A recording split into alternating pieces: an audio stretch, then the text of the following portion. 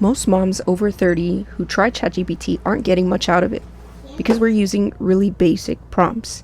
And I get it, I did the same thing. But then I found a simple fix that actually turned ChatGPT into my free personal trainer. So here's what happened.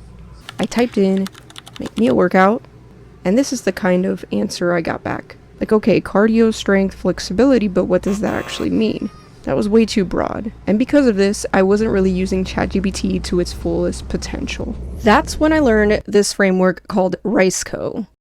RICECO is the acronym. Don't worry, it's not technical, but here's the mom-friendly version.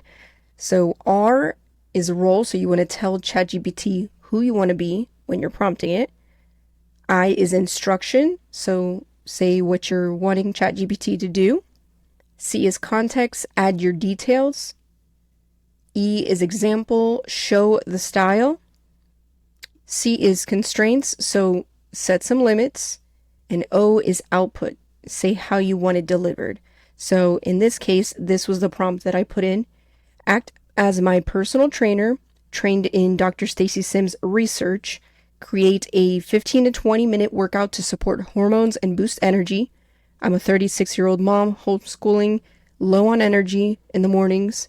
Make it simple like a checklist, no equipment, under 20 minutes, safe for women over 30, and write it step by step, easy to follow. So let's go ahead, copy and paste, and let's see what we get on ChatGPT.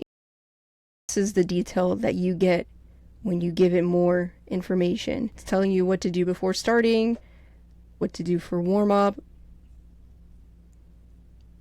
how to finish and cool down, and any adjustments that you might want to try for next time. Isn't that crazy? So good. And if you're a busy mom like me and want more bite-sized AI tips for workouts, homeschool, and everyday life, hit subscribe. I'll keep testing these things and sharing what actually works for us.